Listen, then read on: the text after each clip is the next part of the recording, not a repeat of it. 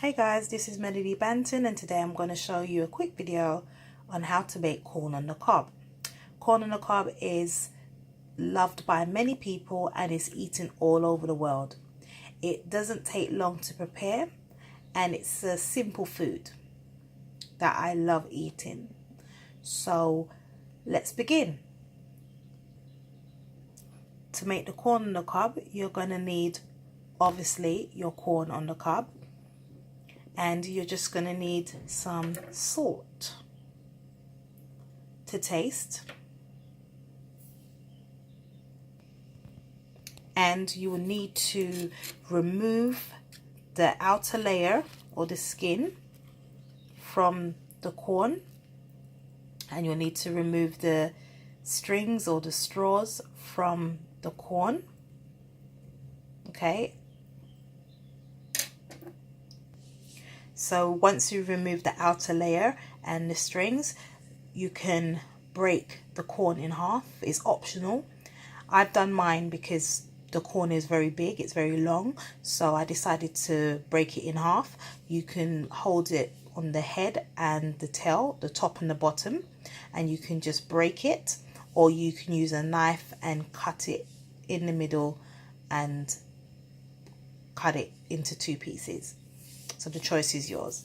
Once you've done that, you'll need to then wash your corn under some cold water and ensure that there's no dirt or any grubby bits between the corn.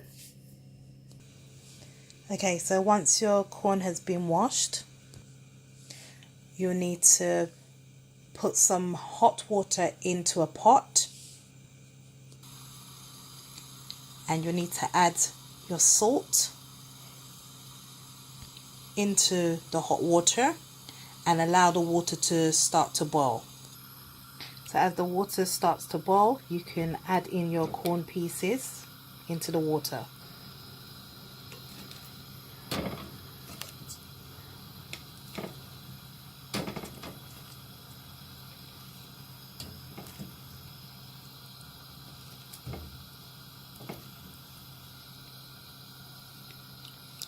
Okay, so the pieces have been added to the water, and you can increase the heat, allow the water to continue to boil, and you can do this for about 15 minutes.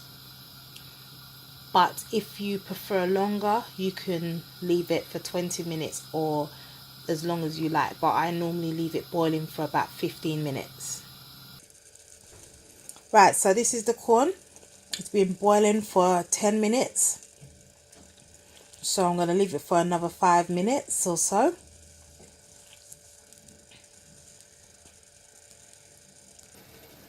And also cover the pot with the lid. But you don't fully cover the pot. You need to leave the lid ajar slightly. So slightly off the edge.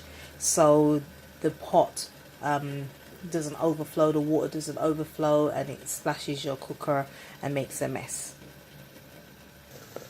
Right, so it's been cooking for 15 minutes now, and I'm going to check it.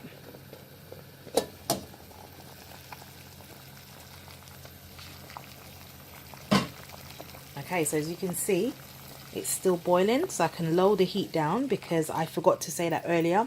You will need to turn up the heat on the stove, okay, to allow it to boil and to boil quickly.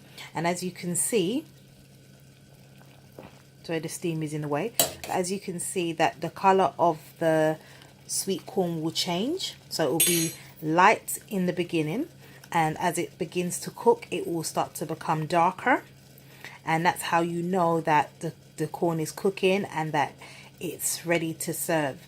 So it's been boiling for 15 minutes now, and I like the way that it looks. So I'm just going to take a piece out, and I'm just going to pull one of the corn grains off the cob just to test it before taking it off completely. Okay, so I pulled out one of the corn grains and tested it,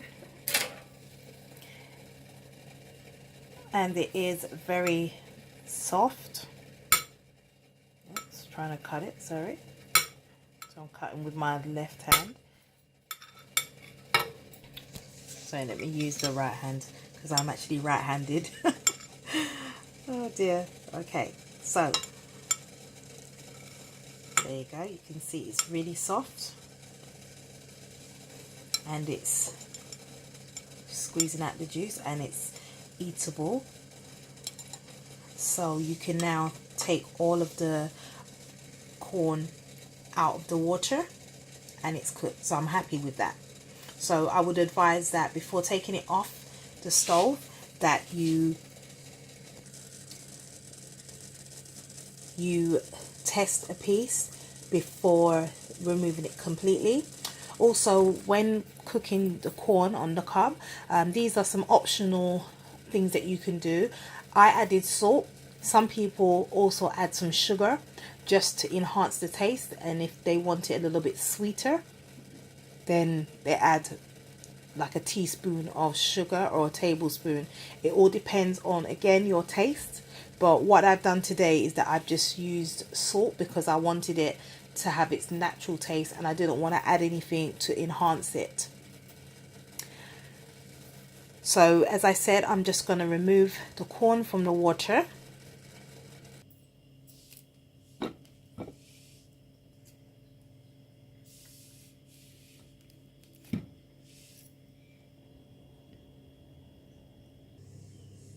Okay, so I've put one of the pieces into a plate, and this is something you can do that is optional.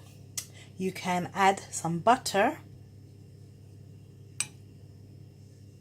onto your sweet corn. As you see, it will start to melt, so you can just rub it all over. This also tastes really good too. Okay, so that's optional. Some people add some black pepper, some paprika, just little sprinkles on top. Or you can now, if you want, without adding the butter, you can then put it under the grill to brown, or you can put it in a barbecue.